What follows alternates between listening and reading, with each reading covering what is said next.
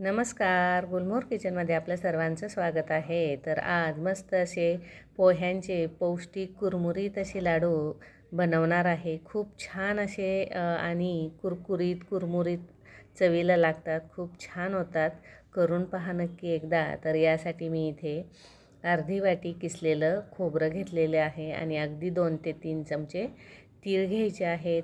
खमंग असे हे भाजून घ्यायचे आहे सुरुवातीला. आणि तुम्ही इथे आवडीप्रमाणे तुम्हाला जेवढे ड्रायफ्रूट्स यामध्ये घालायचे आहे तेवढे ड्रायफ्रूट्स इथे घालायचे आहेत. तर मी इथे अगदी 2-4च काजू होते माझ्याकडे, ते घातलेले आहेत आणि थोडेसे बदाम घेतलेले आहेत. आता हे बदाम सुरुवातीला भाजून घ्यायचे आहे. त्यानंतर 1 चमचा तुपामध्ये हे अगदी असे टम्म फुगेपर्यंत भाजून घ्यायचे आहेत. म्हणजे लाडू हा खूप टेस्टी चवीला लागतो.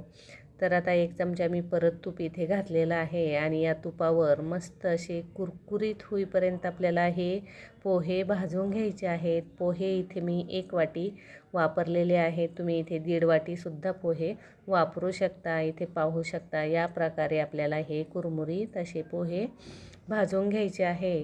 आणि यानंतर मी घेतलेले आहे तिथे 5 ते 6 खारका घेतलेले आहेत. त्याचे तुकडे केलेले आहेत. यापेक्षाही तुम्ही बारीक करू शकता किंवा खारक्याऐवजी तुम्ही इथे खजूरसुद्धा वापरू शकता.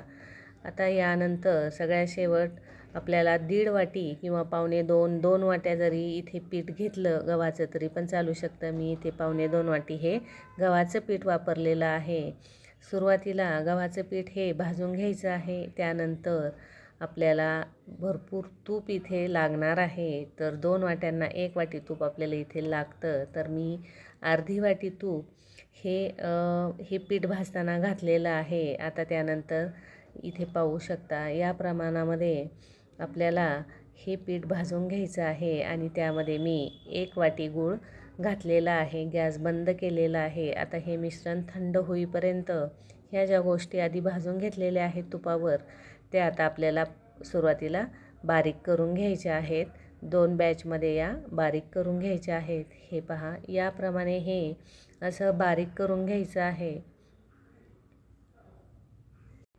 आणि त्यानंतर आता उरलेले सर्व गोष्टी यामध्ये घालून घ्यायच्या आहेत आणि परत एकदा फिरवून घ्यायचे आहे. आता यामधले थोडेसे पोहे मी तसेच ठेवणार आहे.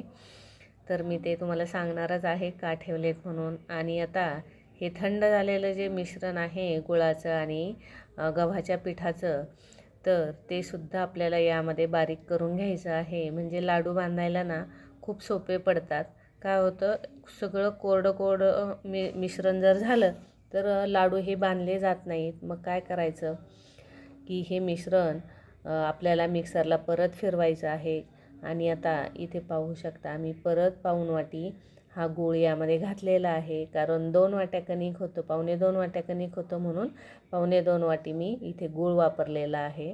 पिठामुळे गूळ इथे आपल्याला जेवढ्याच तेवढा पाहिजे असतो. आता इथे सर्व हे मिक्स करून झालेलं आहे. शेवट आपल्याला यामध्ये ते तळलेले जे भाजलेले पोहे होते ते सुद्धा घालून घ्यायचे आहेत.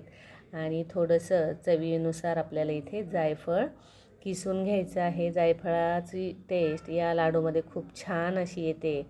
तर तुम्ही इथे पाहू शकता मी अजून थोडेसे पोहे जे आहेत 2 चमचे पोहे परत तुपावर भाजून या मिश्रणामध्ये घातलेले आहेत. खूप छान असे कुरमुरीत लाडू लागतात. तुम्ही करून पहा नक्की एकदा. मुलांनासुद्धा आवडेल आणि प्रवासातसुद्धा तुम्ही हे नेऊ शकता.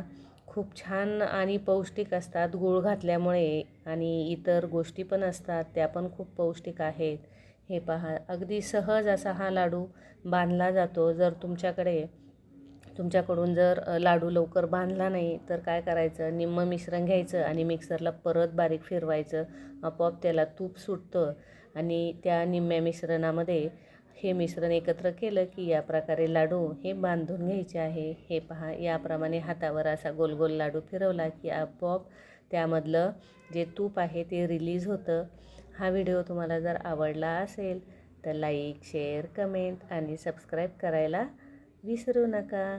हे पहा एकदम छान असे हे लाडू तयार झालेले आहेत. तुम्हाला इथे मी दाखवते, अगदी जवळून दाखवत आहे. खूप छान आणि खूप टेस्टी असे होतात. या पावसाळ्यामध्ये ही रेसिपी नक्की ट्राय करून बघा. तुम्हाला 100% ही रेसिपी आवडणारच आहे.